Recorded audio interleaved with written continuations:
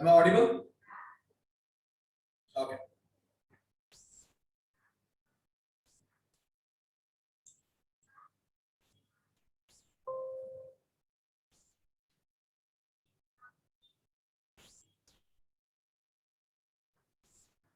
Yes, Devolina. Sir आप अपने iPad को लैंडस्केप मोड में कर सकते हो। मुझे आता है।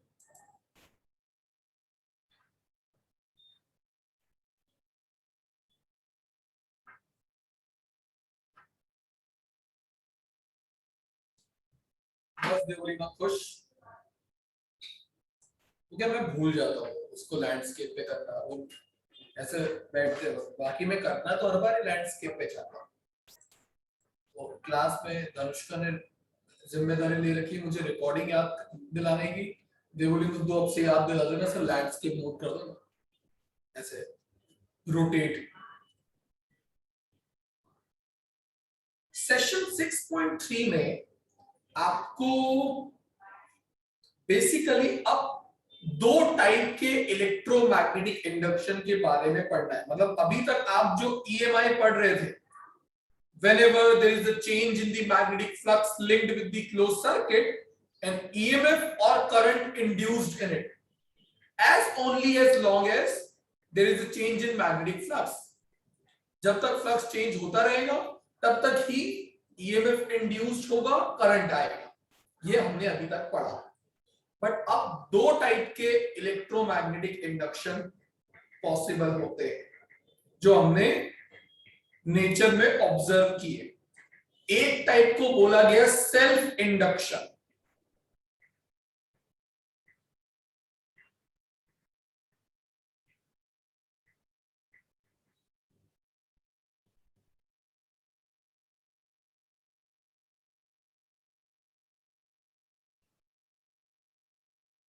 और दूसरे टाइप को बोला गया mutual induction. Self induction and mutual induction. अब सेल्फ इंडक्शन के नाम में ही झलकता है कि चीजें जब खुद की हो रही हो, खुद में हो रही हो, तब सेल्फ वर्ड यूज किया जाता है। तो अब पहले हम वन बाय वन करके इन्हें समझते हैं।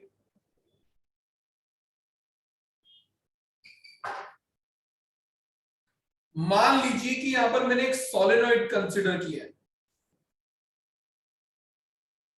अब देखिए सोलेनॉइड के दो नाम और हो सकते हैं। या तो मैं उसको कभी सोलेनॉइड बोलूंगा, या मैं उसे कॉइल बोलूंगा, या आज के बाद में उसे एक और नाम से बोल सकता हूं, इंडक्टर। याद रखिएगा एक सोलेनॉइड ही एक इंडक्टर होता है जो आप यूज करने वाले हो थोड़े दिनों में दूसरे चैप्टर्स में। किसी भी इलेक्ट्रॉनिक डिवाइस के तीन एक्टिव एलिमेंट्स होते हैं। एक होता है रेजिस्टर, जिसके बारे में आप 10th स्टैंडर्ड से पढ़ना आपने स्टार्ट किया था। एक होता है कैपेसिटर, जिसके बारे में आप चैप्टर 2 में पढ़े हैं। और अब चैप्टर 6 में और क्या आ गया है, इंडक्टर। इंडक्टर मतलब कुछ और नहीं, एक कॉइल, एक सोलेनॉइड को इंडक्टर भी बोला जाता है। कोई भी इलेक्ट्रॉनिक डिवाइसेस इन तीनों एलिमेंट्स के बिना नहीं बन सकते। आपके घर पे जितने इलेक्ट्रॉनिक डिवाइसेस लगे हुए हैं उन तीनों के अंदर ये एलिमेंट्स तो होते ही होते हैं, और तीनों के यूज पर्पस अलग अलग है। तो इसके बारे में हम पढ़ चुके हैं, इसके बारे में हम पढ़ चुके हैं, और इंडक्टर इसकी स्टडी अब हम करना स्टार्ट कर रहे हैं। अब मैंने कहा कि मैं इंडक्टर बोलूं, कॉइल बोलूं, सोलेनॉइड बोलूं, आपको तो यही इमेजिन करना है जो डायग्राम मैंने बना रखा है।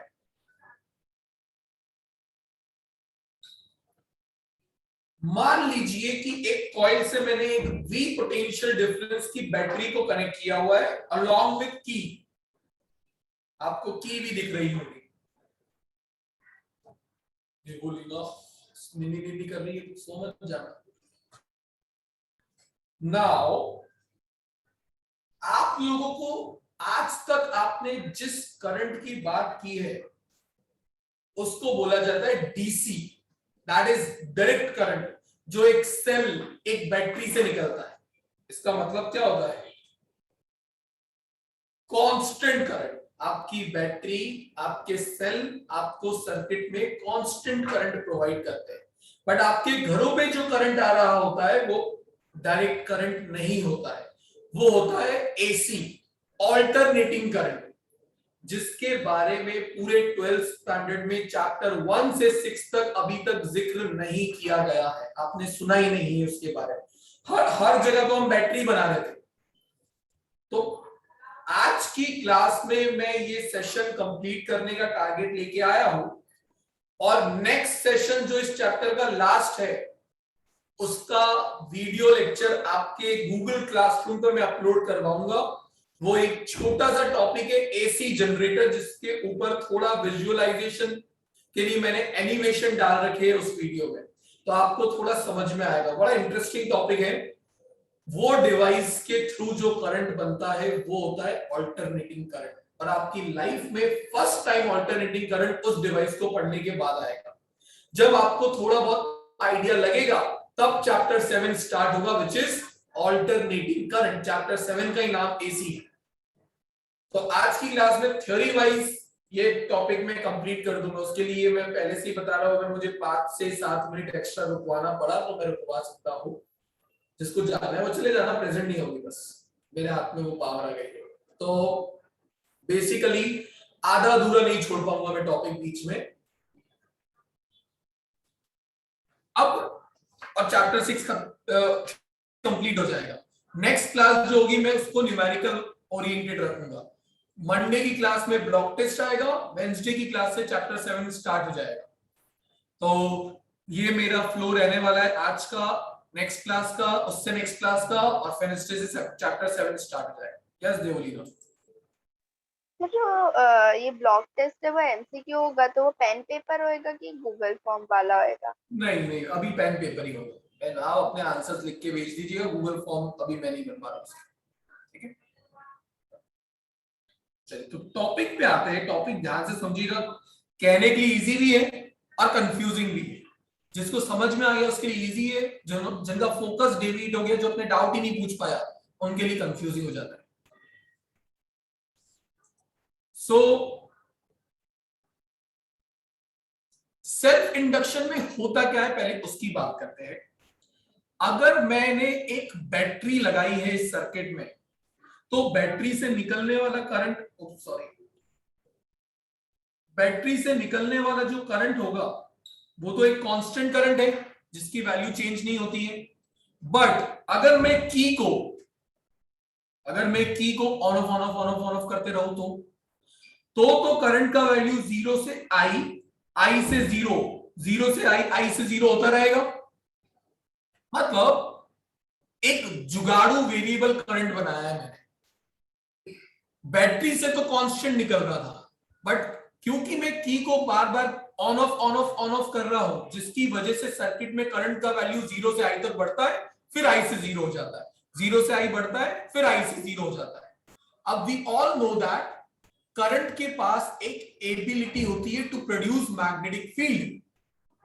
तो अगर करंट का वैल्यू ही 0 से आई से 0 हो रहा है, तो क्या उसकी बनाई हुई मैग्नेटिक फील्ड भी 0 से बी और बी से 0 हो रही होगी?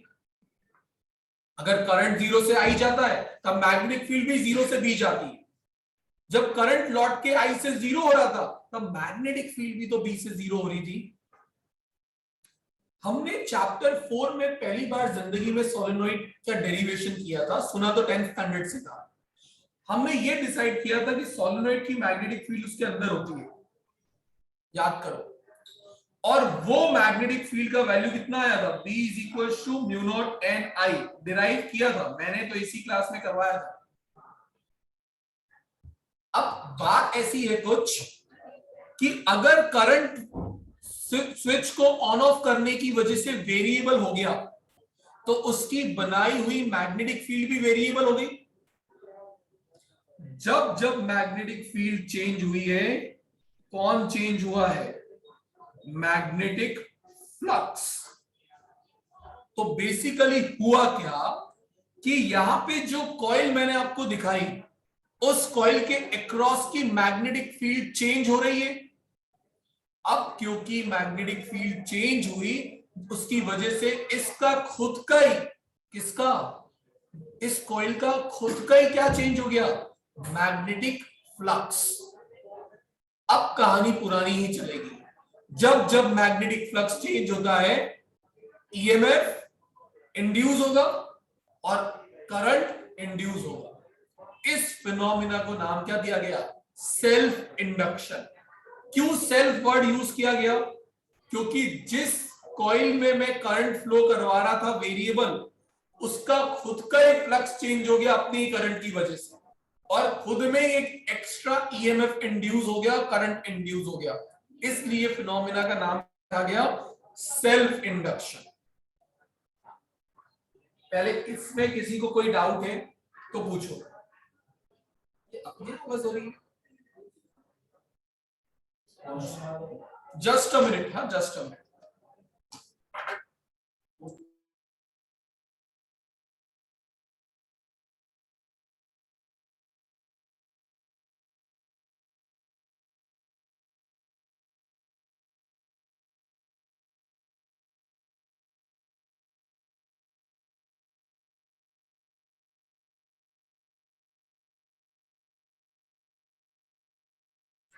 चलिए, सो सेल्फ इंडक्शन क्या था, एक वो फिनोमिना जब हम कब ये फिनोमिना ऑब्जर्व करते हैं, जब किसी कॉइल में एक वेरिएबल करंट फ्लो करवा लिया जाए। जब ये वेरिएबल करंट फ्लो होता है तो कॉइल का खुद का ही फ्लक्स चेंज हो जाता है, और खुद का ही फ्लक्स चेंज होने की वजह से खुद के अंदर एक एक्स्ट्रा ईएमएफ इंड्यूस हो रहा है और एक्स्ट्रा करंट आ रहा है, and that phenomena is called self induction. कोई डाउट है तो पूछना चाहिए, क्योंकि इसके आगे की कहानी में इसी को जोड़ के बताऊंगा। कशिश, डाउट है? सर मतलब ये करंट कैसे पासिंग हो रहा है वो पता नहीं चला मेरे को। तो आपने की को क्लोज कर दिया,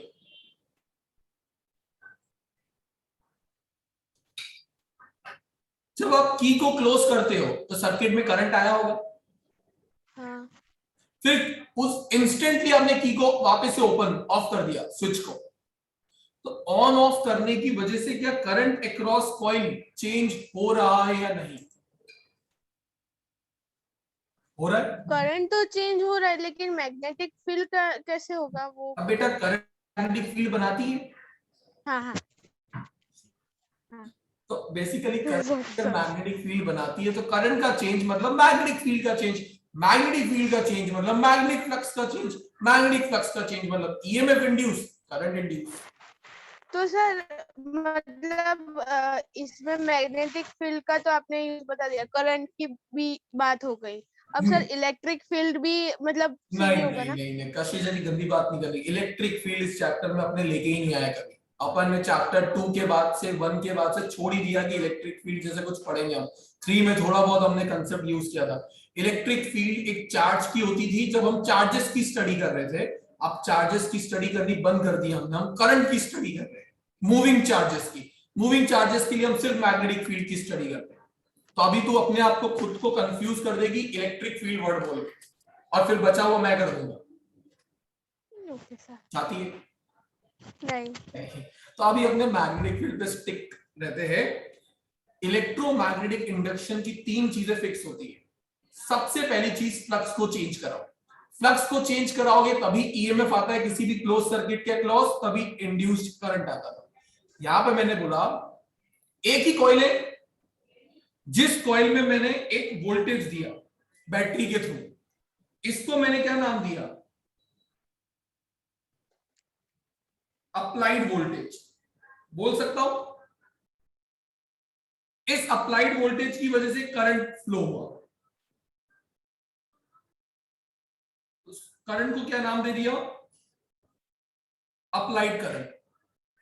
अब इस अप्लाइड करंट के चेंज होने की वजह से जो फील्ड बनी वो वेरिएबल बनी, and due to change in magnetic field क्या चेंज हो गया, मैग्नेटिक फ्लक्स। किसका?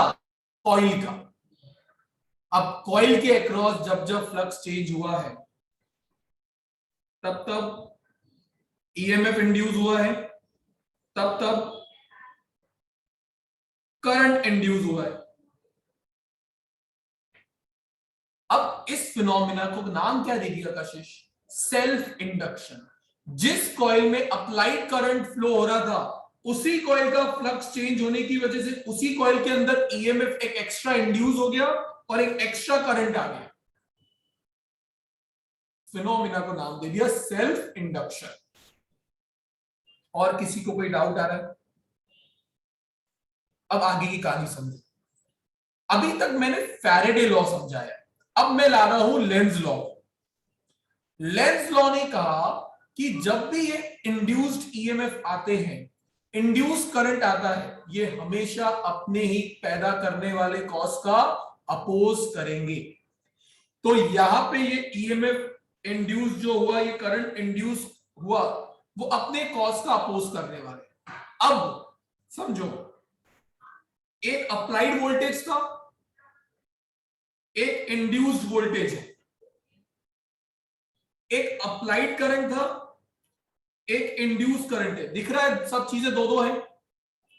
अप्लाइड करंट की बनाई हुई एक अप्लाइड मैग्नेटिक फील्ड होगी, इंड्यूस करंट की बनाई हुई अपनी एक इंड्यूस मैग्नेटिक फील्ड होगी। समझ आ रहा है? तो applied induce voltage applied voltage का अपोज करेगा, इंड्यूस करंट अप्लाइड करंट का अपोज करेगा, induce magnetic field applied magnetic field का अपोज करेगा। समझ आई ये चीज? जो भी चीज अप्लाइड थी उसका अपोज कौन करने वाला है? जो नए आए हैं, induced EMF, induce current, induce magnetic field. कौन बोला? लेंज बोला। ठीक है? इसी कॉइल की प्रॉपर्टी को इंडक्टेंस नाम दिया गया है। अब समझना, ध्यान से सुनना क्या बोल रहा हूं। अगर किसी कॉइल के अक्रॉस एक इंक्रीजिंग करंट फ्लो होगा तो कॉइल उसे डिक्रीज करवा देगी। अगर डिक्रीजिंग करंट फ्लो होगा, करंट डिके हो रहा होगा, डिक्रीज हो रहा होगा, रिड्यूस हो रहा होगा, तो कॉइल उसे इंक्रीज करवा देगी। एंड इस प्रॉपर्टी को हमने नाम दिया inductance. Your first definition of session 6.3 क्या ऐसा दिया हुआ है नोट्स में?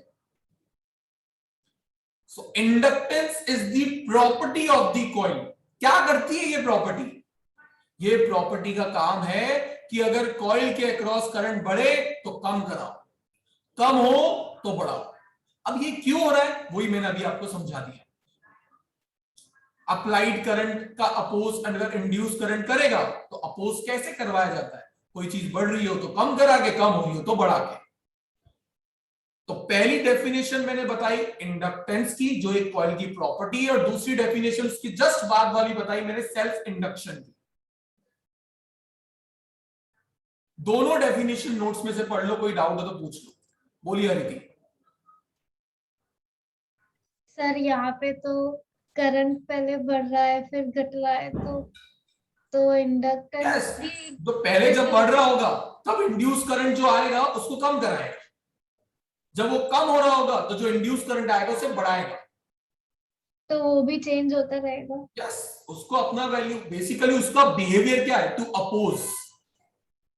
अगर इनपुट का current is increasing then induce current increase करेगा।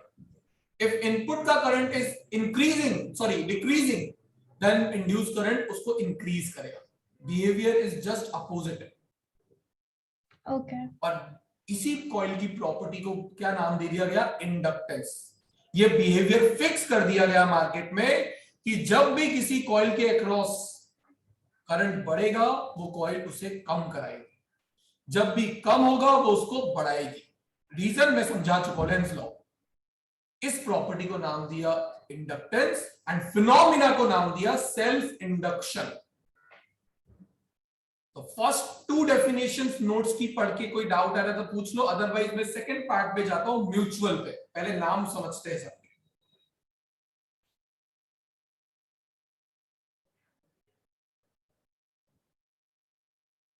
क्लियर है क्या ये?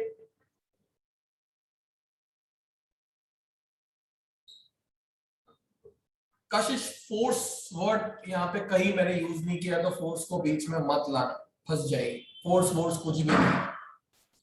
अब बात करते हैं म्यूचुअल की। जब कभी भी चीजें म्यूचुअल होती है या फीलिंग्स भी म्यूचुअल होती है, तो हम दो पर्सन की बात कर रहे होते हैं, एक से ज्यादा होते हैं तो ही वर्ड म्यूचुअल यूज किया जाता है। तो यहां पे भी अब कॉइल एक नहीं रहेगी, अब कॉइल हो जाएगी दो। अब समझना दो कॉइल में क्या हो रहा है, चीजें वही हो रही, चीजें चेंज नहीं हुई है। मान लो एक कॉइल है यहां पर ऐसी लगी हुई है, उसके साथ मैंने बैटरी भी लगा रखी है और एक की भी लगा दी है, और जस्ट इसके बाजू में बहुत नजदीक मैंने दूसरी कॉइल भी रख दी। उस सर्किट में मैंने सिर्फ गैल्वेनोमीटर लगाया और कुछ भी नहीं। And what is the purpose of using galvanometer? To detect current in the circuit. अब एक चीज बताओ, अगर सेम चीज यहां पर भी मैं कराता, स्विच को on off on off on off, तो क्या पहली वाली कॉइल को नाम दिया मैंने प्राइमरी कॉइल, दूसरी वाली को मैंने नाम दिया सेकेंडरी। अगर मैं बार बार कशिश स्विच को ऑन ऑफ करवाता हूं गार्गी, अगर हम ऑन ऑफ करवाए तो सबसे पहली चीज क्या चेंज होती है? करंट। मैंने तेरा सिर्फ लिपसिंग पढ़ी, आवाज नहीं आई मुझे तेरी, ठीक है, वेरी गुड। करंट चेंज होगा। Due to change in current magnetic field variable बनेगी। अब वही मैग्नेटिक फील्ड जो बनी, उसके इन्फ्लुएंस में कौन सी कॉइल और आ जाएगी इधर? सेकेंडरी, लेकिन नजदीक रखी हुई है बहुत। तो प्राइमरी की जो वेरिएबल मैग्नेटिक फील्ड बनेगी वो प्राइमरी के अक्रॉस तो है ही, सेकेंडरी दूर से इसके नजदीक आ गई, तो वो सेकेंडरी के अक्रॉस भी आ जाती है variable magnetic field. Again repeat, यहां पर एक वेरिएबल मैग्नेटिक फील्ड अगर बनी, तो वो variable magnetic field secondary coil के अक्रॉस भी होगी। अब अगर एक फील्ड सेकेंडरी कॉइल के अक्रॉस है और वो चेंज हो रही है, तो बेसिकली सेकेंडरी कॉइल का भी फ्लक्स चेंज होगा, ईएमएफ इंड्यूस होगा और करंट इंड्यूस होगा। इस फिनोमेना को नाम दे दिया गया म्यूचुअल इंडक्शन। चेंजेस मुझ में हो रहे हैं, फर्क दूसरे को पड़ रहा है। पहले वाले में चेंजेस मुझ में हो रहे थे, फर्क भी मुझे ही पड़ रहा था, सेल्फ इंडक्शन। तो जब मेरे चेंजेस से मुझ में ही फर्क पड़ने लगे, फिनोमेना होगा सेल्फ इंडक्शन। मेरे चेंजेस से मेरे साथ किसी और को भी फर्क पड़ने लग जाए, फिनोमेना हो जाता है म्यूचुअल इंडक्शन। लाइफ में यही तो होता है, बिहेवियर आपका आपके साथ किसी और को भी अफेक्ट करेगा, आपके सराउंडिंग में। या सारी थी सर यहाँ पे सेल्फ इंडक्टेंस भी तो हो रहा है। यहां मैंने क्या बोला, जब कोई और नजदीक आ जाएगा तो मेरे साथ साथ दूसरा भी अफेक्ट होने लगेगा। मतलब ऐसा नहीं था कि यहाँ पे सेल्फ इंडक्शन नहीं हुआ, वो तो हो ही रहा है, साथ साथ में और कौन होने लग गया? म्यूचुअल इंडक्शन, क्योंकि बाजू में दूसरी कॉइल भी आ गई जो फर्स्ट वाले जगह पर नहीं थी। तो ऐसा नहीं होता है कि एक टाइम पे सेल्फ होगा तो सेल्फ ही होगा, दूसरे पे म्यूचुअल होगा तो सेल्फ नहीं होगा। सेल्फ हमेशा होता है।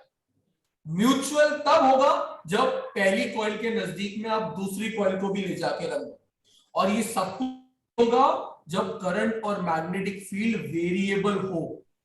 वेरिएबल मैग्नेटिक फील्ड की वजह से ही यहां पर ये पॉसिबल हो सकता है। यस वर्तिका। सर दोनों की मैग्नेटिक फील्ड इंटरसेक्ट नहीं कर सकती? नहीं, ऐसा नहीं होगा। पहली चीज तो होगा कि प्राइमरी कॉइल में magnetic field I, that magnetic field is variable, क्योंकि हम स्विच को ऑन ऑफ कर रहे थे। वही मैग्नेटिक फील्ड किसके अक्रॉस भी चली गई? सेकेंडरी के अक्रॉस, जिसमें कुछ था ही नहीं पहले। तो हमने ये सीखा है कि किसी भी क्लोज सर्किट के अक्रॉस मैग्नेटिक फील्ड अगर चेंज हो तो उस क्लोज सर्किट का क्या चेंज हो जाता है? Magnetic flux. तो जब प्राइमरी की वेरिएबल मैग्नेटिक फील्ड सेकेंडरी को मिलती है तो सेकेंडरी का क्या चेंज हो जाता है? Magnetic flux. Now due to change in magnetic flux secondary में एक ईएमएफ इंड्यूस होता है, एक करंट इंड्यूस होता है, and This phenomena is called as mutual induction. अब इंड्यूस करंट अगर अपनी इंड्यूस फील्ड भी बनाएगा तो वो इस तरीके से होगी कि प्राइमरी वाली का वो अपोज करेगी, इंटरसेक्ट कभी नहीं करती। Okay sir. बोली कशिश।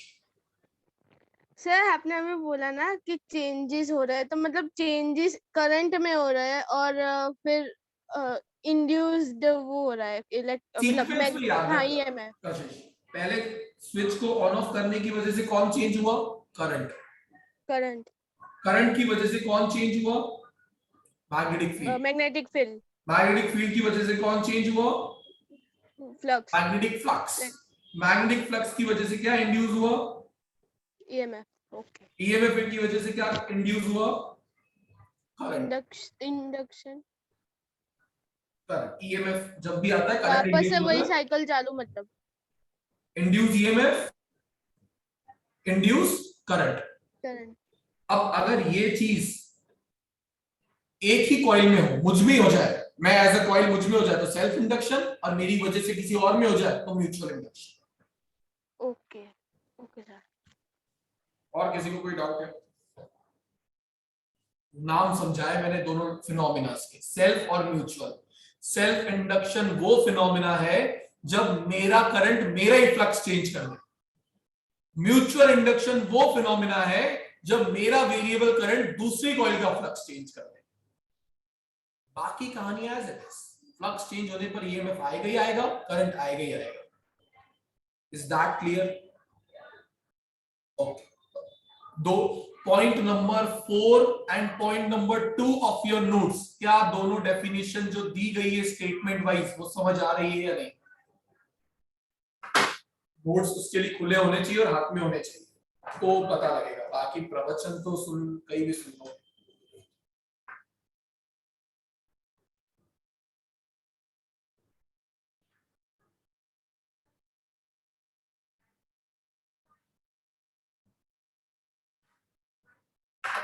चलिए, अगर डेफिनेशन क्लियर है तो इनकी आगे की कहानी बता देता हूं।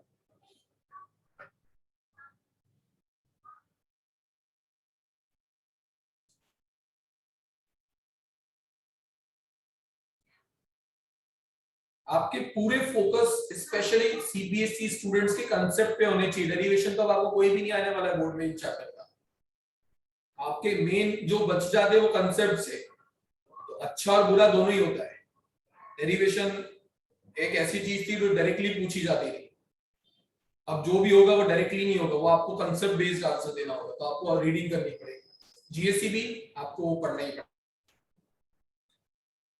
अब देखिए, सेल्फ इंडक्शन में मैंने एक ही कॉइल बनाई थी,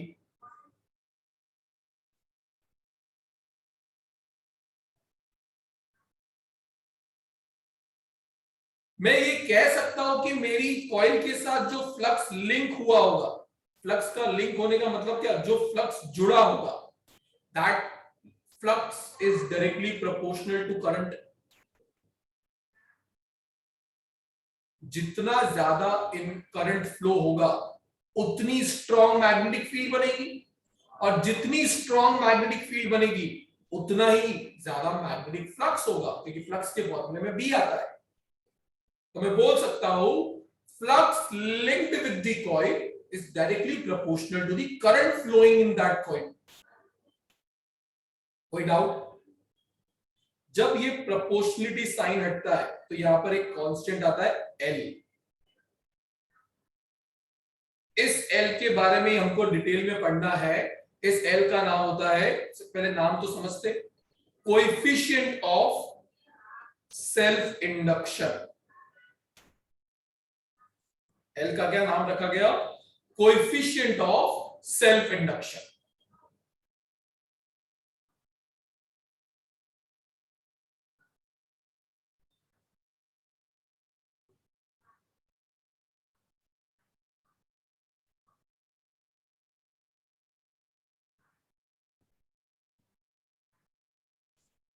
म्यूचुअल इंडक्शन में दो कॉइल थी।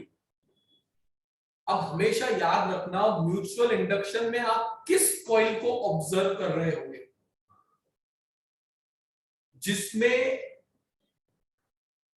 पहली चीज, एक कॉइल में करंट फ्लो हो रहा होगा, दूसरी कॉइल में उस करंट की वजह से बिहेवियर चेंज हो रहे होंगे। तो जिसमें करंट फ्लो हो रहा है आप उसको ऑब्जर्व नहीं कर रहे हो, क्योंकि अगर आप उसी को ऑब्जर्व कर रहे होते तो वो सेल्फ इंडक्शन हो जाता। अब आप ऑब्जर्व कर रहे हो कि प्राइमरी कॉइल में करंट फ्लो होने की वजह से सेकेंडरी में क्या चेंजेस हो रहे हैं।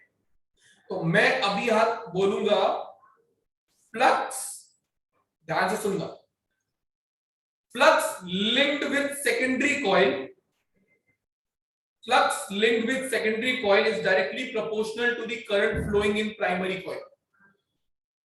प्राइमरी कॉइल में कितना ज्यादा मैग्नीट्यूड का करंट या कितने कम मैग्नीट्यूड का करंट फ्लो होता है वो डिसाइड करेगा कि सेकेंडरी के साथ कितना फ्लक्स लिंक हुआ है। क्योंकि वापस से वही कहानी है, ध्यान से सुनना। प्राइमरी, इस सर्किट में जो करंट फ्लो हो रहा है प्राइमरी, उसने अपनी एक फील्ड बनाई होगी, क्या वही फील्ड सेकेंडरी के क्रॉस पहुंची थी? तो जितना ज्यादा प्राइमरी करंट उतनी ज्यादा प्राइमरी की बनाई हुई मैग्नेटिक फील्ड, जितनी ज्यादा फील्ड अक्रॉस सेकेंडरी कॉइल उतना ही ज्यादा उसका फ्लक्स। तो मैंने स्टेटमेंट क्या बोला? Flux linked with secondary coil is directly proportional to the current flowing in primary coil. Primary coil में कितना करंट फ्लो हो रहा है वही डिसाइड करेगा सेकेंडरी से कितना फ्लक्स जुड़ने वाला है, लिंक होने वाला है। जब यहां का प्रोपोर्शनलिटी साइन हटता है तो यहां पर जो कांस्टेंट आता है वो होता है m, और इस m का नाम होता है coefficient of mutual induction. Coefficient of mutual induction, समझ आई? ये मैंने दूसरा फॉर्मूला बना दिया। ये दोनों फॉर्मूले पे से न्यूमेरिकल आ सकते हैं। पहला फॉर्मूला आज के दिए जिसपे से न्यूमेरिकल आ सकते हैं। अभी तक जो मैंने बात की उसके अकॉर्डिंगली कितना फ्लक्स आया उसकी बात हुई। अब जब ये फ्लक्स चेंज होगा तब ईएमएफ इंड्यूस होगा। और क्या माइकल फैराडे ने अपने सेकेंड लॉ में ये बताया था, the magnitude of the induced EMF is equals to rate of change of magnetic flux। और जब ये प्रोपोर्शनलिटी साइन हटा तो माइनस साइन आ गया था। अब in case of self induction phi का वैल्यू क्या है? Li। तो यहां पर मैं फाई की जगह क्या लिख देता हूं? Li। Now L as a constant बाहर आ जाएगा डिफरेंशिएशन के, और पीछे क्या छोड़ जाएगा? di/dt। This is the value of induced EMF।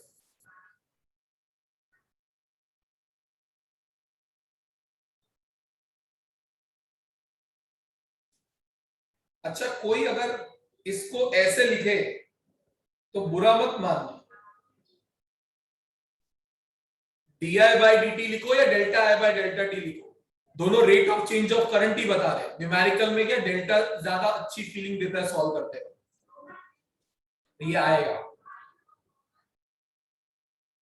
मेरे रेड पार्ट, रेड कलर से लिखा हुआ पार्ट क्लियर है सभी को?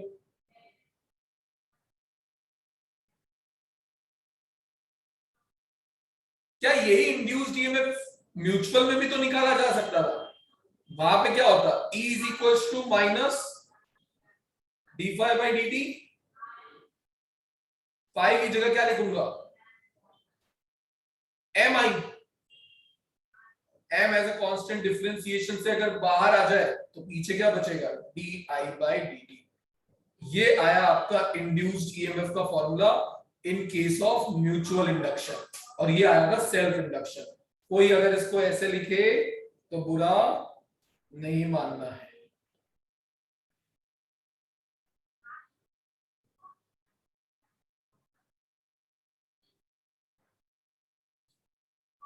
कोई डाउट? जितने बॉक्स दिख रहे हैं स्क्रीन पर उन सब पे न्यूमेरिकल बनाए जा सकते हैं। तो मेरे हिसाब से नोट्स में जहां जहां पर आपको ये फॉर्मूले दिखते हैं आपको वहां पे उसको हाईलाइट करके रखना चाहिए, बॉक्स बना के रखना चाहिए।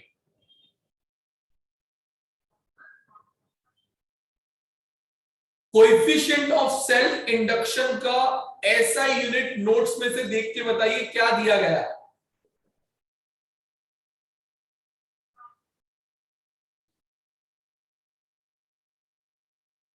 और कोएफिशिएंट ऑफ म्यूचुअल इंडक्शन का भी ऐसा यूनिट क्या दिया गया है। मैं नोट्स के point number 2 and point number 4 को पैरेलल करा रहा हूं, अगर आपने ऑब्जर्व किया हो तो।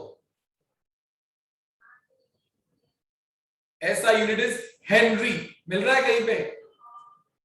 Very good Trisha. तो यहां पे याद रखिएगा कि इसका ऐसा यूनिट क्या रखा गया है, हेनरी। कहां से आया अब तो पता लग चुका होगा, साइंटिस्ट हेनरी, वेबर, ओम, कूलम, न्यूटन, एम्पियर, वोल्ट, ये सब ऐसा यूनिट साइंटिस्ट पे से आए थे। और वो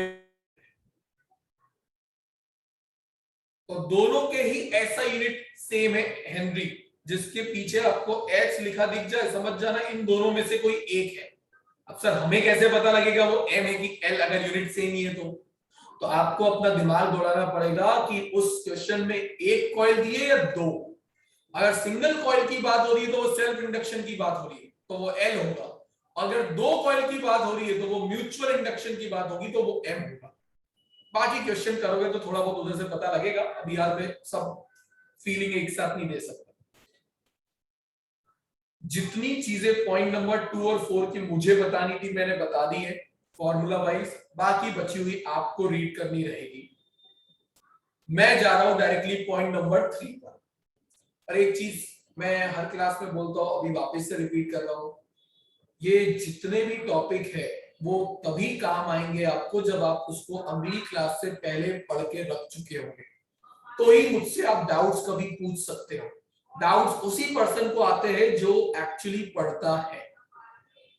अगर आपको डाउट्स नहीं आ रहे हैं मतलब दो ही चीज पॉसिबिलिटी है, या तो आपको सब कुछ आता है जो कि आप पूरी एक्सेप्ट नहीं करने वाले, तो दूसरा क्या है, आपको कुछ नहीं आता है। दूसरा डाउट्स तभी नहीं निकलते। और तो क्या रीजन है, अगर डाउट्स आ रहे मतलब सर जो पढ़ा था उसमें से 50% क्लियर था, 50% की ये चीजें मुझे समझ नहीं आ रही है, मैंने घर पे पढ़ी, तो आप उसको टाइम पे क्लियर करवा पाओगे, अदरवाइज नहीं हो पाएगा। और आप ऑनलाइन में रहे, आप ऑफलाइन में डाउट्स के लिए कभी आना चाहो तो आ सकते हो, ये मैं पहले भी बोल चुका हूं। Just you have to inform in your MPN group, आपका वो अरेंज हो जाएगा कि आपने एक साथ 2 सेशन 3 सेशन के डाउट निकाल लिए, 4 सेशन के निकाल लिए, सर हम आके सॉल्व करवाना चाहते हैं, कर लो। बट अगले वीक आपका ब्लॉक टेस्ट, अगर आपको क्लैरिटी होनी चाहिए उस चीज की कि मुझे नंबर लाने, मुझे पढ़ के नंबर लाने, तो ही आगे काम आएगा। चलिए अब चलता हूं मैं कि सर आपने L का नाम तो बता दिया, कोएफिशिएंट ऑफ सेल्फ इंडक्शन। किसी भी कॉइल का ये L जो है ये किस किस फैक्टर पे डिपेंड करता होगा, तो उसका मैं फॉर्मूला डिराइव करवा रहा हूं क्वेश्चन क्या बोल रहा हूं, पॉइंट नंबर 3 में, आपके नोट्स का पॉइंट नंबर 3। सबसे पहले सभी को कॉइल बना लेनी चाहिए।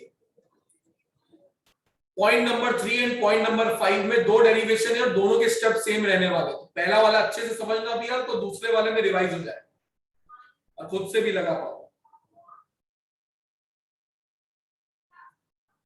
हमने क्या बना दिए, कॉइल, एक इंडक्टर और एक सोलेनॉइड, एक ही बात है। जोड़ दिया गया एक बैटरी और एक की से। अब हर कॉइल, हर सोलेनॉइड, हर इंडक्टर के लिए कुछ चीजें वेल डिफाइंड होती है, प्री डिफाइंड होती है, जो आपको पता होनी चाहिए। एक कुछ तो लेंथ होगी ए, कुछ तो करंट फ्लो होगा आई, ये करंट कुछ तो मैग्नेटिक फील्ड बना रहा होगा अंदर बी, कुछ तो एरिया होगा कॉइल का ए, कुछ तो नंबर ऑफ टर्न्स होंगे ना, number of turns is capital M and what is small M, number of turns per unit length. हर कॉइल के लिए ये चीज तो आपको बतानी ही होती है और यही कंसीडरेशन बन जाता है basically. Consider a coil of length L, cross section area A, number of turns N, number of turns per unit length small n, यही सब चीजें लिख देनी होती है। अब 3 स्टेप के डेरिवेशन होंगे, ओनली 3 स्टेप्स जो आपको याद रखनी है। स्टेप नंबर 1, हमको फ्लक्स निकालना है। ये जब मैग्नेटिक फील्ड इस कॉइल के क्रॉस बनी होगी तो इस कॉइल का कुछ तो फ्लक्स आएगा। फ्लक्स को 2 टुकड़े में डिवाइड किया गया है। पहले हम निकालेंगे सिंगल टर्न का, 1 टर्न का फ्लक्स कितना होगा, और फिर मुझे पता है कि total number of turns n है, तो मैं n से मल्टीप्लाई करके टोटल फ्लक्स निकाल लूंगा जो मेरी कॉइल से लिंक हुआ हो। ये 2 स्टेप्स हो गए, तीन में से 2 स्टेप बता दिए मैंने। First, flux linked with each turn या single turn. Second step, total flux multiply by n। Third step, we know that flux के 2 फॉर्मूले ये भी मैंने आज बताए। तो मेरा जैसे ही टोटल फ्लक्स आएगा मैं किससे इक्वेट कर दूंगा, या तो Li से या Mi से, और वहां से मुझे मेरे L और M के वैल्यू मिल जाएंगे। Is that clear? मैंने ऐसे याद रखा था। First step, flux link with single turn. Second step, flux link with n turns, basically total flux. Third step, equate with Li या इक्वेट विद Mi। यही दोनों डेरिवेशन में स्टेप्स चलेंगे। अब मैं कर रहा हूं, जहां डाउट आए बता देना। First step, flux linked with single turn.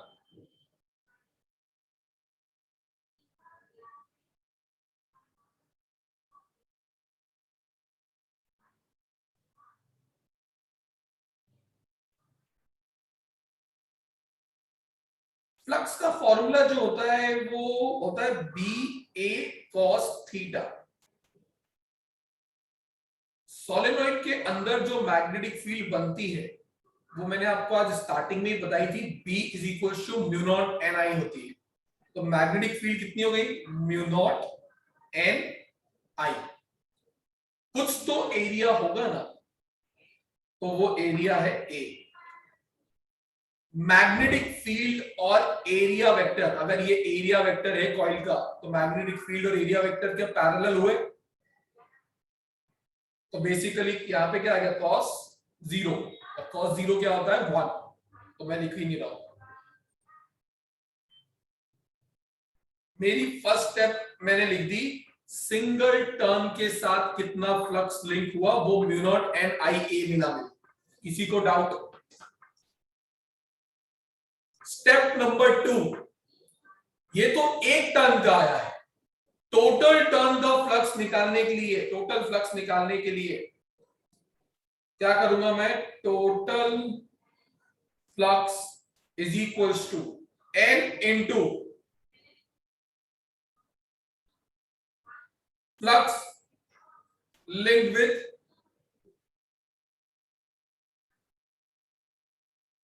Single turn. लिख सकता हूं ऐसा,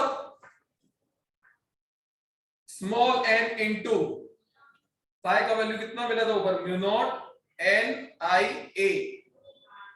तो मेरा टोटल फ्लक्स मुझे मिल गया n mu naught small n IA, that is total flux.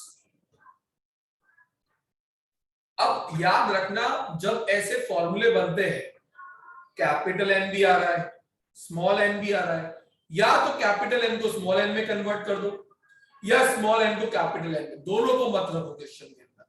मैंने आपको ये कन्वर्जन फैक्टर दिया हुआ है। तो अगर मैं यहां से कैपिटल N को रिप्लेस कर दूं, लेट्स से मैंने पहले केस में कैपिटल N को चाह रिप्लेस करना, तो what is capital N, small n into L, ऐसा लिख सकता हूं। बाकी सब एज इट इज, कोई चेंजेस नहीं है। किसी की इच्छा है सर मुझे तो कैपिटल N के टर्म्स में लिखना है, स्मॉल n के टर्म्स में तो नहीं लिखना।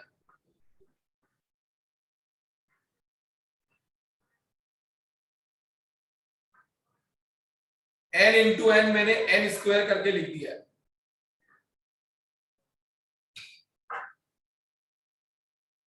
मैंने कहा किसी की इच्छा थी कि सर मैं स्मॉल एन में लिखना ही नहीं चाहती हूँ, धृति बोल रही नहीं सर मैं कैपिटल एन के टर्म्स में लिखूंगी।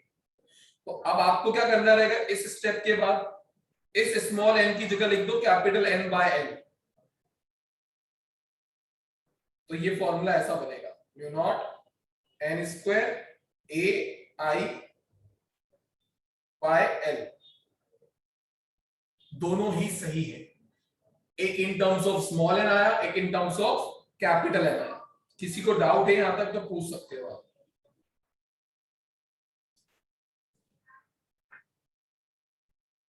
मैंने मेरी 3 में से 2 स्टेप पूरी कर दी है, सिंगल टर्न का flux, total flux. Third step क्या थी वर्टिका?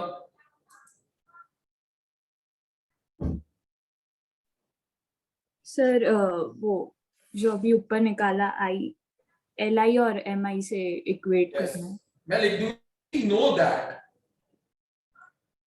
टोटल फ्लक्स को हम phi is equals to L I से भी जानते हैं, एल आई। इसको इक्वेशन नंबर 1 नाम दे दिया, इसको इक्वेशन नंबर 2 नाम दे दिया और नीचे बोल दिया on comparing equation 1 and 2 L I is equals to mu naught. अब कोई इससे इक्वेट करना चाहते हो या इससे, आपकी इच्छा है, आप दोनों से कर सकते हो। आई से आई कैंसिल, एल का वैल्यू कितना मिल गया, mu naught N square A L. और अगर आप एल आई को इस फॉर्मूले से इक्वेट करते हैं, mu naught N square A I by L, तो यहां से आई कैंसिल आउट हो गए, फिर एल का वैल्यू कितना आता, L is equal to mu naught N square A by L. दोनों ही फॉर्मूले सही है, किसी के भी टर्म्स में लिखो, कोई डाउट हो तो पूछ लो।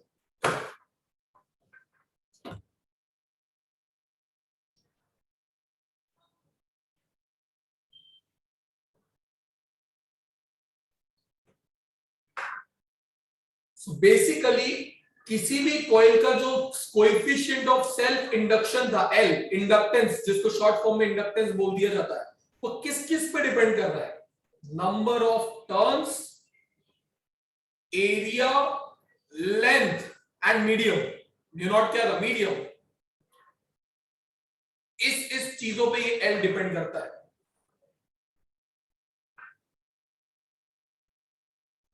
तो मैंने सबसे पहले बताया सेल्फ इंडक्शन। सेल्फ इंडक्शन में एक कॉइल का कांस्टेंट होता है एल, और वो एल का फॉर्मूला ये निकाल के दिया है 3 स्टेप की हेल्प से। क्लियर है?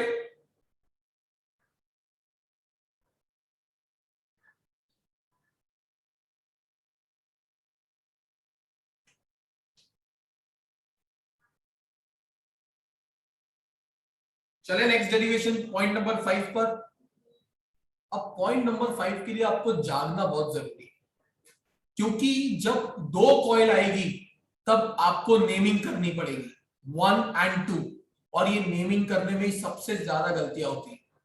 सबसे ज्यादा गलती नेमिंग में ही होने वाली है। अभी तक इस वाले डेरिवेशन में दिक्कत क्यों नहीं थी, क्योंकि कॉइल ही एक थी, तो सब जगह कोई नेमिंग नहीं थी 1 2। जो फ्लक्स था पाई लिख रहा था, ए को ए लिख रहा था, वहां पे A1 A2 L1 L2 B1 B2 I1 I2 सब ये हो जाएगा, वहां गलतियां होती है। यस काशिश? नहीं सर, वो तो मैंने पाया स्क्वायर देखा इसलिए, मतलब एरिया का वैल्यू। मतलब एरिया को, अगर आपकी कॉइल का रेडियस स्मॉल आ रहा है तो आप पाई स्क्वायर से एरिया को रिप्लेस कर दो। नहीं सर, मुझे समझ आ गया इसलिए। चलिए फिर डायग्राम पे चलते हैं। 2 कॉन्सेंट्रिक कॉइल दिए। अब म्यूचुअल इंडक्शन निकालेंगे कॉइल के। अभी सेल्फ इंडक्शन L वाला पार्ट कर लिया था ना, अब म्यूचुअल इंडक्टेंस M वाला पार्ट करेंगे। तो 2 कॉइल दी हुई है,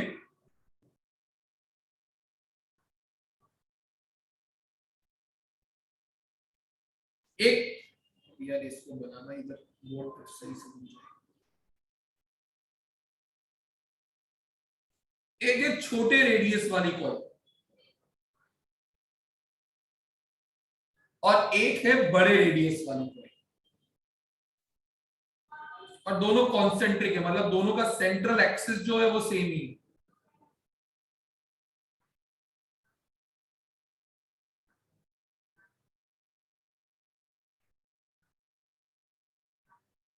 ठीक है, ऐसा कुछ अरेंजमेंट दिया होगा आपको। अंदर वाले कॉइल को S2 बोला है,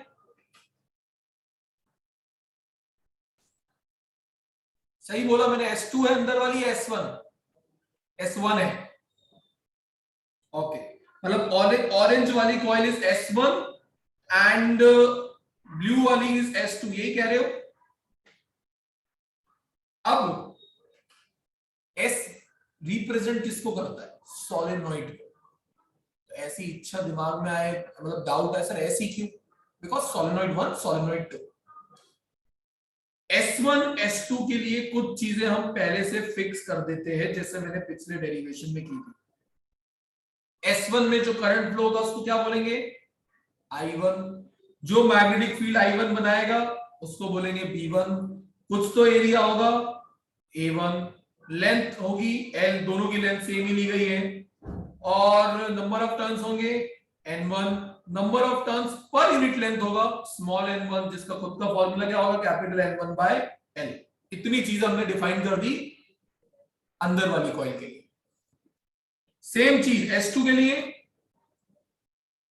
I2 bit 2 A2 L N2 small n2।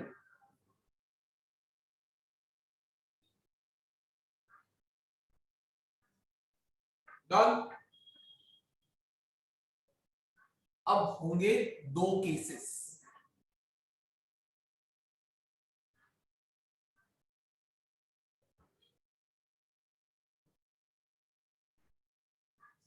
सबसे पहले हम लिखते हैं केस नंबर 1। थोड़ा सा रिकॉल करते चीजों को।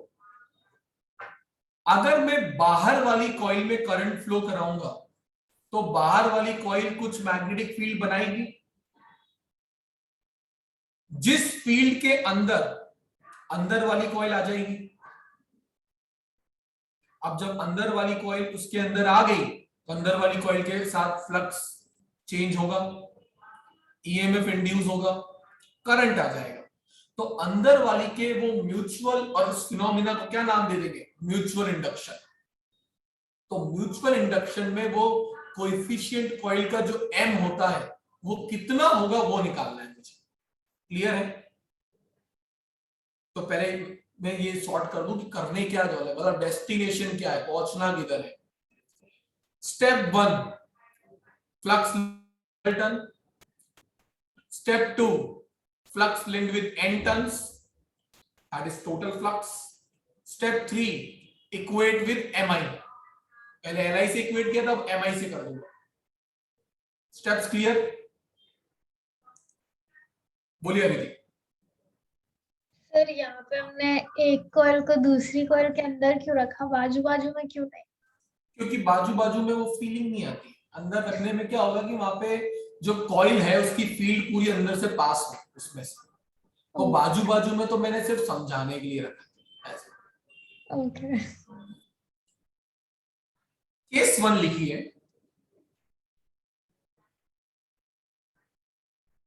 when I2 flows in S2, मतलब अभी बाहर वाली कॉइल में हम एक करंट फ्लो करा रहे हैं I2। कलर मैं कॉइल का ही यूज करूंगा तो आपको इजी रहे। अब एक चीज आप समझिए, मैंने कैसे याद करा था इस चीज को।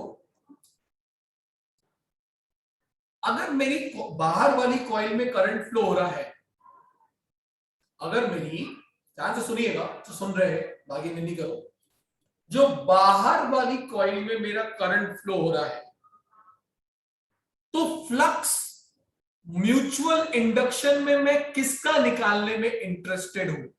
बाहर वाली का या अंदर वाली का? म्यूचुअल इंडक्शन में हम कौन सी कॉइल को ऑब्जर्व कर रहे होते हैं?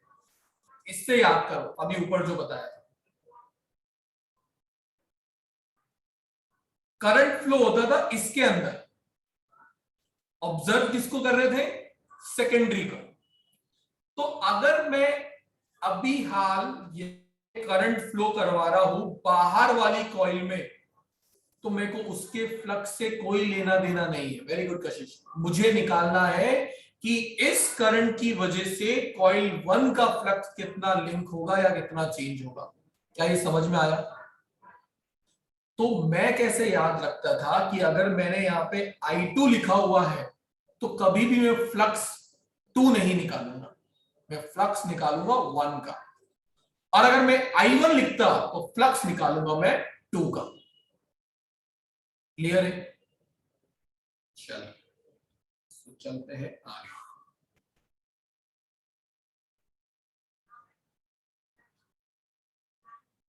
सबसे पहले एक और चीज और मैं क्लियर कर दूं जो इतनी देर से कर ही रहा हूं। एक सोलेनोइड की मैग्नेटिक फील्ड कितनी होती है? म्यू नॉट Ni, और हमारे अकॉर्डिंगली वो सिर्फ उसके अंदर होती है। याद करो चैप्टर 4 में मैंने बताया था सोलेनोइड की फील्ड हम सिर्फ सोलेनोइड के अंदर कंसीडर करते हैं, बाहर की फील्ड को हम क्या बोल देते हैं? जीरो। याद आया? नहीं याद आया तो मान नहीं। हाँ सर होता है, आप सही बोल रहे हो, वी ट्रस्ट यू। ऐसा आगे। तो अगर I2 करंट फ्लो हो रहा है तो I2 ने अपनी एक मैग्नेटिक फील्ड B2 बनाई होगी, और वो B2 कितनी होगी? Mu naught N2 I2। Because mu naught Ni अगर फॉर्मूला था तो मैंने N की जगह N2, I की जगह I2 लिख दिया। अब मैं लिखूंगा मेरे इस मैग्नेटिक फील्ड की वजह से कॉइल 1 में कितना फ्लक्स लिंक हुआ होगा। पहले सिंगल टर्न फिर N टर्न्स। तो B1 is equal to magnetic field कितनी है? B2, और फ्लक्स निकाल किसका रहे? 1 का ना, तो मैंने उसका एरिया लिख दिया A1। B2 का value mu naught N2 I2 और एरिया A1। ये कौन सा फ्लक्स आया?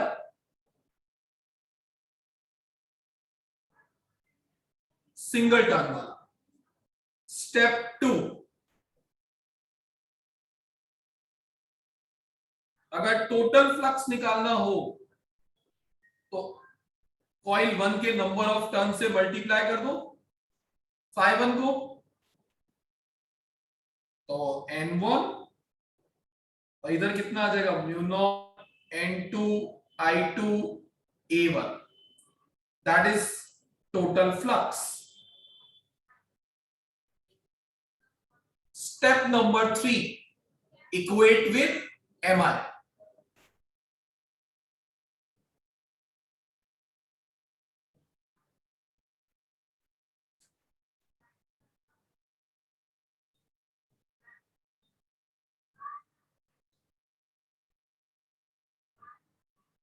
अब इधर ध्यान दीजिए, एक बार स्क्रीन पे देखना। फ्लक्स निकाल किसका रहे थे?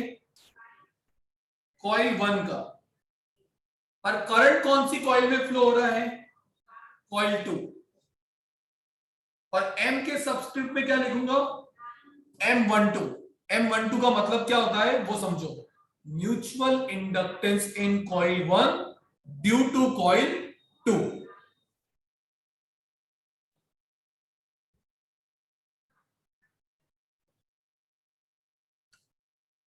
Mutual inductance in coil 1 due to coil 2। Equation number 1, equation number 2, on comparing equation 1 and 2, बताइए M12 का वैल्यू कितना मिलता है? I2 से I2 कैंसिल आउट, कितना मिला? Mu naught capital N1 small N2 A1, ऐसा कुछ मिला। ये I2 से ये I2 कैंसिल आउट हो जाएगा जब इक्वेट करोगे। नाउ मैंने अभी थोड़ी देर पहले बोला था कि कैपिटल N1 और स्मॉल N2 नहीं होने चाहिए, एक ही में कन्वर्ट कर दो, या तो स्मॉल एन या कैपिटल एन। तो यहां पर मैं सिर्फ कैपिटल एन की जगह लिख रहा हूं स्मॉल n1 इंटू एन,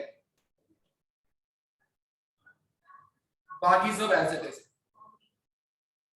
तो फाइनल वैल्यू ऑफ M12 कितना आया, mu naught n1 n2 a1 l।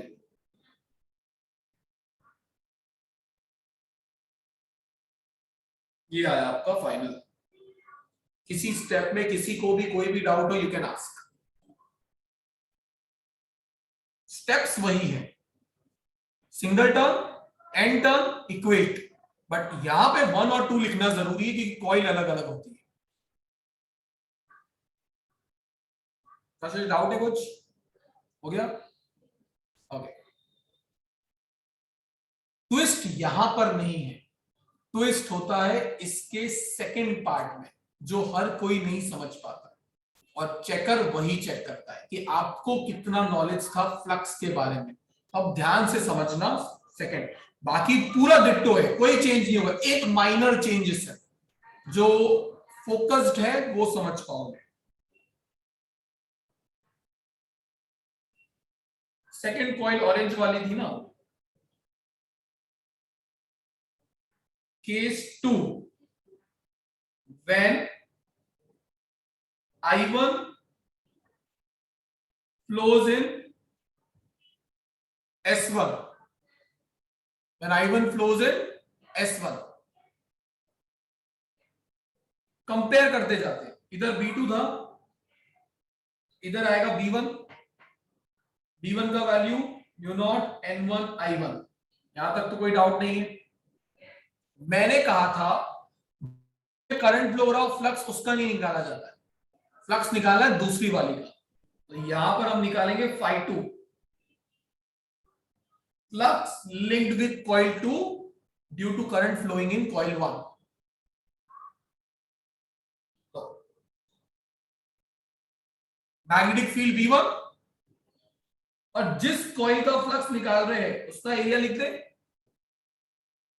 No, अब नहीं लिख सकते हो ये एरिया, बस यही ट्विस्ट है, यहां पे A2 नहीं आएगा। अब समझो क्यों।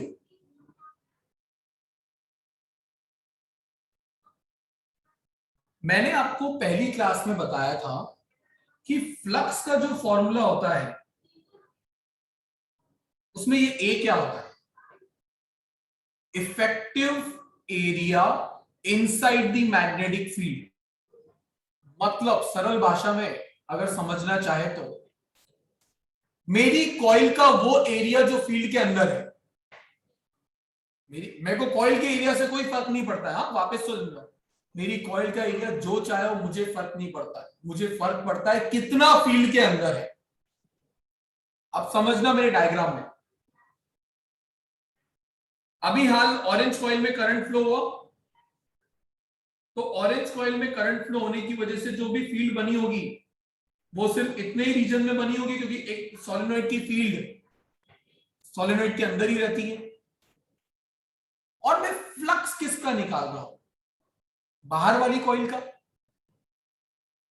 करंट अंदर वाली में फ्लो हो रहा था तो फ्लक्स बाहर वाली का निकाला जा रहा था, बट क्या मेरी बाहर वाली कॉइल का पूरा एरिया फील्ड के अंदर है? ये रीजन में तो कोई फील्ड ही नहीं है, तो मैं पूरा A2 कैसे लिख सकता हूं? ये तो गलत बात है। मुझे मेरी बाहर वाली कॉइल का सिर्फ उतना ही एरिया लिखना है जो फील्ड के अंदर प्रेजेंट है, विच इज A1। अंदर वाली कॉइल का ही एरिया फील्ड में आ रहा है, इसलिए यहां पे A2 नहीं लिखा जा सकता, यहां पे आएगा A1। सिर्फ ये ही चेंज है, बाकी सब सेम होने वाला है। यही समझना होता। मुझे मेरी 12th में नहीं पता, मैंने तो रट रखा था, पर मुझे बाद में पता लगा था, तो मैं वही आपको देना चाहता हूँ, सीखो। यस कशिश। सर मैं ये बता रही हूँ, हमने ये B2 में ऑलरेडी A1 ढूंढा हुआ है, तो मतलब B1 में ऐसा फिर नहीं से बोलते हैं B2 में A1 ढूंढा हुआ, ये ऐसा कुछ नहीं ढूंढ रहे थे।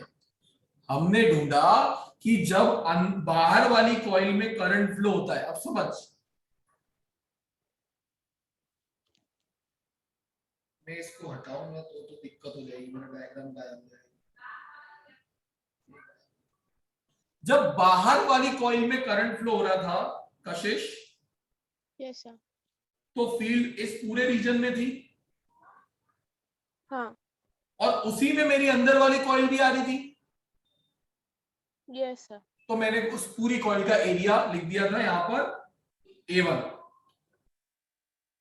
समझ आया? हाँ हाँ बट जब बारी आई अंदर वाली कॉइल की, तो मैं निकाल तो फ्लक्स बाहर वाली का रहा हूं, पर बाहर वाली का पूरा एरिया फील्ड के अंदर नहीं है, सिर्फ कितना है, A1 जितना। इसलिए फ्लक्स बाहर का होगा, बट एरिया जो मैं लूंगा वो मैं A2 नहीं लूंगा, मैं वहां पे एरिया लूंगा A1।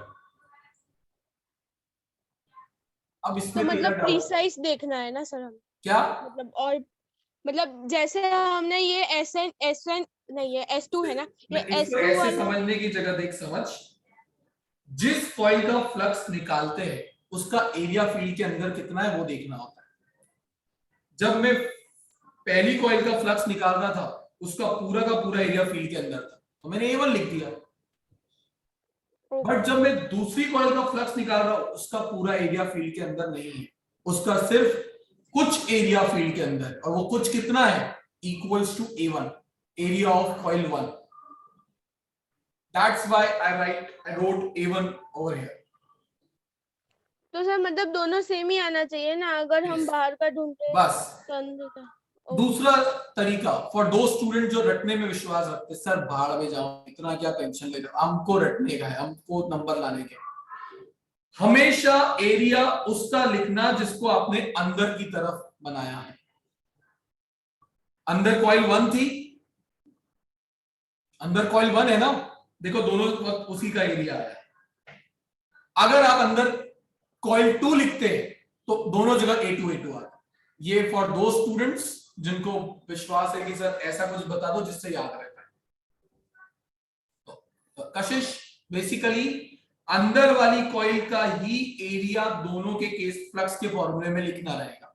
हमने अंदर कौन सी कॉइल कंसीडर की है, S1, तो मैंने दोनों फ्लक्स निकालते वक्त उसी का एरिया लिया हुआ। ये तो याद रख सकती है, अंदर वाली कॉइल जो होगी उसी का एरिया लिखना है। Is that clear? बस इतना इतना ही दिमाग में रख।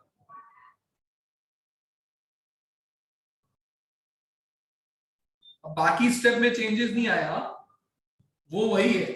phi2 का वैल्यू पूरा कितना होगा, phi2 is equal to B1। B1 का वैल्यू ऊपर लिखा हुआ है।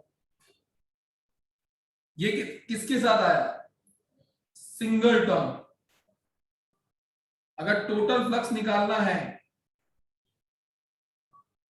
तो उसके लिए किससे मल्टीप्लाई करना पड़ेगा, नंबर ऑफ टर्म से। Total flux is equal to N2, और phi2 का वैल्यू कितना है, mu naught N1 I1 A1, mu naught N1 N2 I1 A1। मैं वापस से N2 की जगह पर ये लिख रहा हूं, किसी को दिक्कत तो नहीं है?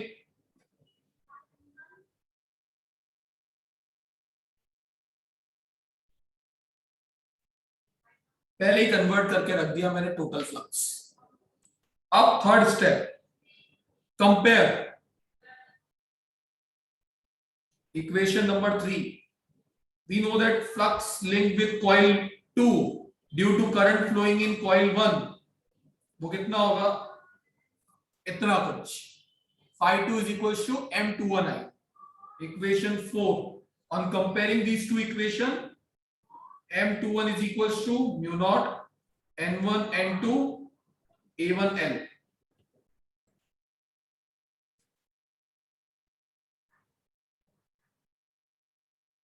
आप दोनों फॉर्मूले को कंपेयर करो, M12 और M21 सेम ही है। यही प्रूव करना होता है बहुत बार कि ये बताओ कि जितना म्यूचुअल इंडक्टेंस कॉइल 1 में आया होगा 2 की वजह से, उतना ही 2 में आया होगा 1 की वजह से। डेरिवेशन खत्म।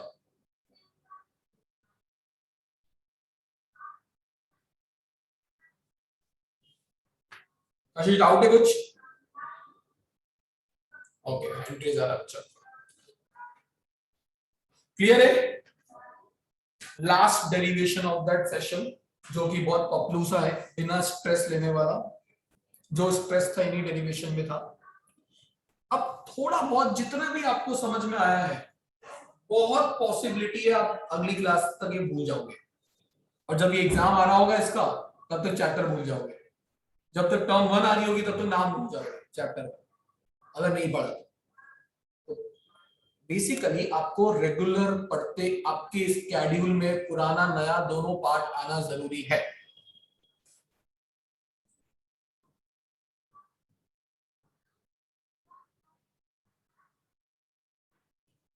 चैप्टर नंबर 2 में हमने कैपेसिटर पढ़ा था। अगर आपको कोई चैप्टर अच्छे से याद है ना, तो आप मेरा अब ये जवाब दे पाओगे 2.5 का फर्स्ट टॉपिक क्या था, ऐसे याद होने चाहिए 2.5। अगर आपको पेज ही याद नहीं है तो क्या चैप्टर याद किया तुमने? उस पेज पे उस कोने में क्या था वो बताना तो आना ही चाहिए। बेसिकली मैं ये पूछ नहीं रहा हूं, मैं सिर्फ आपको आइडिया दे रहा हूं कि आपको ये पता होना चाहिए चैप्टर के उस सेशन के उस पेज पे क्या था। Energy stored in a capacitor, ये डेरिवेशन था, last derivation of chapter 2, half CV square. वहां पे ये बताया जाता था कि एक कैपेसिटर के पास एनर्जी को स्टोर करने की एबिलिटी होती है, and that energy is stored in the form of electric field, electric charges. वैसे ही इंडक्टर भी एक ऐसा डिवाइस है जो एनर्जी को स्टोर करवा सकता है, बट वो एनर्जी इलेक्ट्रिक फील्ड के फॉर्म में होती थी, ये मैग्नेटिक फील्ड के फॉर्म में होने वाली है, और उसी का फॉर्मूला डिराइव करना है, energy stored in a capacitor का। तो हाफ CV स्क्वायर होती थी आपकी कैपेसिटर के अक्रॉस, और इंडक्टर के अक्रॉस जो फॉर्मूला डिराइव करना है वो होगा हाफ LI स्क्वायर। यहाँ पे ये फॉर्मूला आने वाला है। अब डिराइव करने के लिए बहुत इजी कंसेप्ट होता है। आज तक जिंदगी में जितनी भी एनर्जी तुम लोगों ने डिराइव की है, उससे एक स्टेप पहले वर्क निकाला है, वही वर्क डन को आप बोल देते हो एनर्जी के फॉर्म में स्टोर हो जाता है। तो अभी हाल में स्टार्ट करूंगा 9th स्टैंडर्ड के पावर के फॉर्मूले से। क्या ऐसा होता है? Power is work done per unit time, rate of doing work. और फिर 10th और 12th में आगे पावर का एक और फॉर्मूला पढ़ा, voltage into current, VI EI।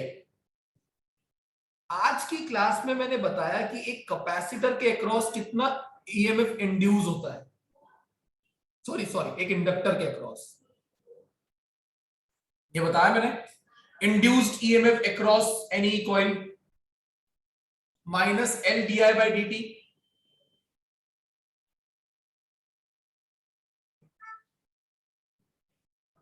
अगर मैं यहां पर सिर्फ मैग्नीट्यूड कंसिडर कर रहा हूं, तो मैं यहां पे ऐसा लिख सकता हूं dW/dt is equals to LdI/dt। ये किसकी जगह आ गया? E की जगह, और पीछे एक I as it is. Clear? अच्छा, मैं वापस बता दूं, मैंने अटेंडेंस नहीं ली है अभी तक, ऐसे तो बेचारे वो जो 2-3 आए थे और चले गए वो एब्सेंट ही हो जाएंगे। LdI/dt into I, dW/dt is equals to, अगर I को पहले लिखूं तो किसी को दिक्कत तो नहीं है ना? ऐसे एक ही बात है। dt से dt cancel, small work done कितना आ गया? LI/DI। स्मॉल वर्क डन मेरा अल्टीमेट गोल नहीं है, मेरा अल्टीमेट गोल है टोटल वर्क निकालना, और टोटल वर्क निकालने के लिए स्मॉल वर्क डन को करना पड़ता है इंटीग्रेशन।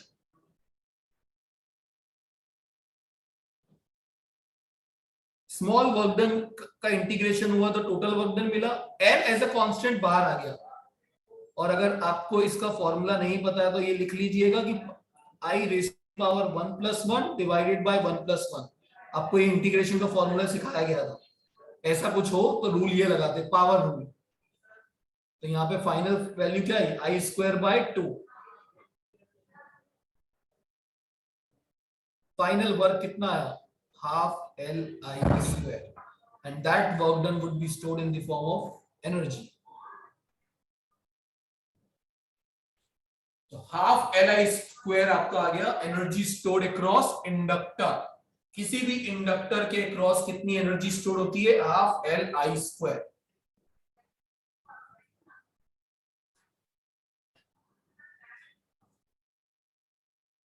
डन। अब इस फॉर्मूले को थोड़ा और, ये फॉर्मूले के बाद आपके नोट्स में चीजें खत्म नहीं होती हैं। हाफ की जगह हाफ, क्या मैं L की जगह ये लिख सकता हूं?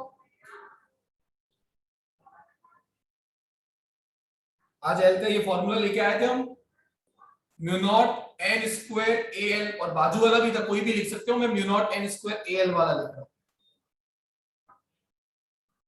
तो μ0 n² AL ये तो आ गया L की जगह।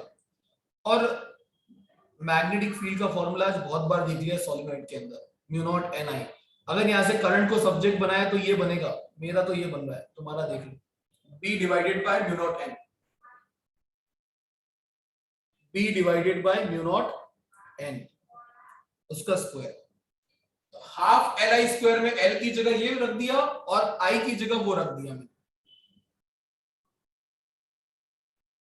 जब मैं दोनों स्क्वायरिंग करूंगा, बेसिकली स्क्वायर करके लिखूंगा, तो मैं ऊपर ही स्क्वायर करके लिख रहा हूं यहां पे, B² μ0² n²। n² से n² कैंसिल आउट, एक μ0 से एक μ0 कैंसिल आउट, कितना बचा, हाफ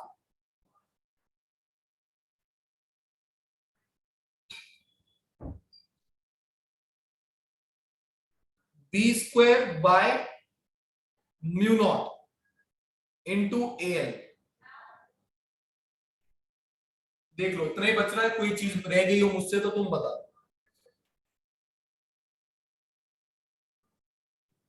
क्लियर है इतना? ऐसा सर कर क्यों रहे हो? अगर आपको वो पेज याद है 2.5 का, तो हाफ CV² के जस्ट लास्ट में आपने मैग्नेट इलेक्ट्रिक एनर्जी डेंसिटी निकाली थी, that is energy per unit volume. अब आपको निकालनी है magnetic energy density, magnetic energy stored per unit volume. तो मैग्नेटिक एनर्जी डेंसिटी, जिसको U से रिप्रेजेंट करते हैं, वो होती है energy stored per unit volume. Energy stored ऊपर कितनी आई, half B² by μ0 A into L। और वॉल्यूम का खुद का फॉर्मूला क्या होता है, एरिया इंटू लेंथ। ये कैंसिल आउट हो गया, कितना आया final answer, half B² by μ0।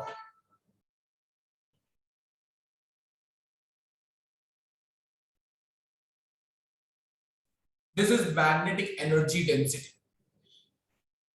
अगर मुझे ये फॉर्मूला डिराइव नहीं आता है तो भी मैं ये ला सकता था, अगर मेरा चैप्टर 2 अच्छे से क्लियर है तो मुझे।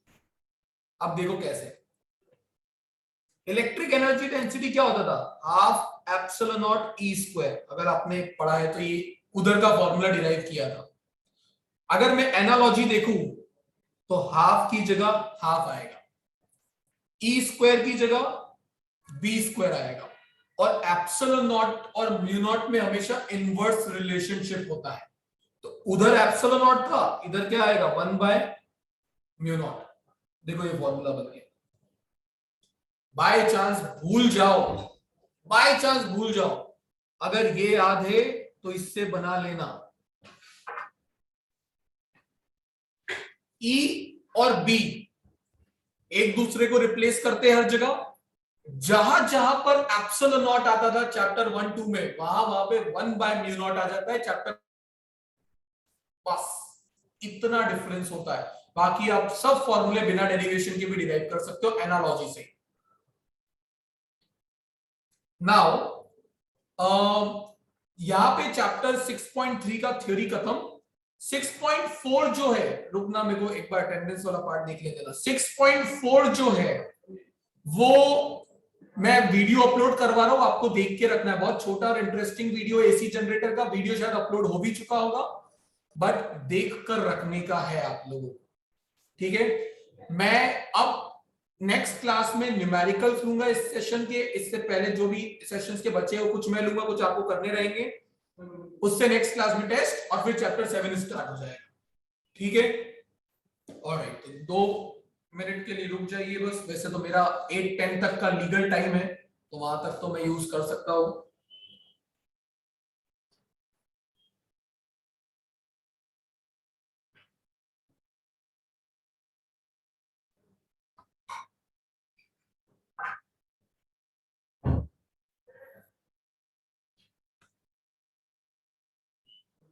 मुझे बस नाम ही याद रखने बाकी तो मैं कर लूंगा। हरिति, कशेष, वर्तिका, दिगुलिना, दिबांजना, त्रिषा, तनुष्का, कलन, धृति, गार्गी, मानुष, वरुण, प्रिंसी, ऋतुराज, प्रथम। प्रथम तेरी शक्ल ही मुझे याद नहीं है, मैंने मतलब आज तक तुझे देखा है, तुम मुझसे मिला हो, आई डोंट नो। तो कभी दिखा देना, इसी बहाने मुझे याद हो जाएगी, कभी ऑफलाइन में कभी मिल गया तो। Priyanshi, Bhavya, Aditya, Devchandra, same goes for you, मुझे याद नहीं है। तारुष, रोहित पानी एंड शनोफी, एक एक्स्ट्रा तनिष, ठीक है ठीक है ठीक है, आप जा सकते हो, बाय बाय।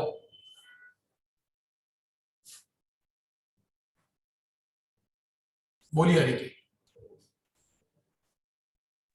सर वो चैप्टर 5 का नेक्स्ट क्लास संडे को होगा? Yes, every Sunday morning 8 to 11, मतलब जब तक खत्म ना हो जाए। पहले खत्म हो जाए तो खत्म। ओके।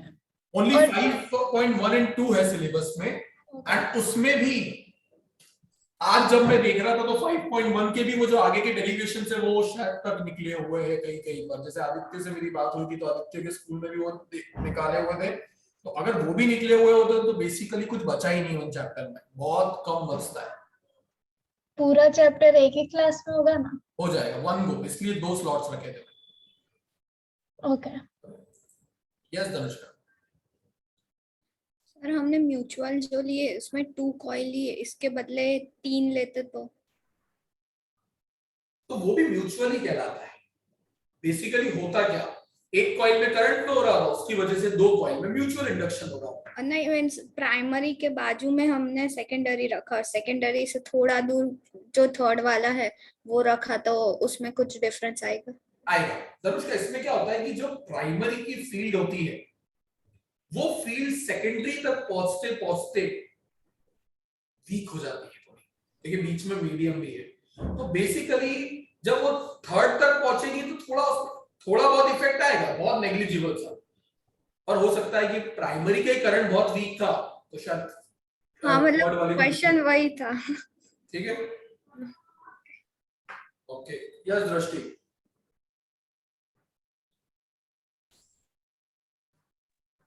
सर मुझे वो चैप्टर 3 की एमसीक्यू शीट में डाउट्स थे। ओके, उसमें 83 वाला मैंने सॉल्यूशन देखा पर मुझे कुछ पता नहीं चला। तो मुझे भेजना फिर, और तो क्या ऑप्शन है, आप बता दे अभी और भी क्या ऑप्शन। ओके, मैं आपको स्क्रीनशॉट भेजूं ऐसा हो तो? हाँ भेज दे।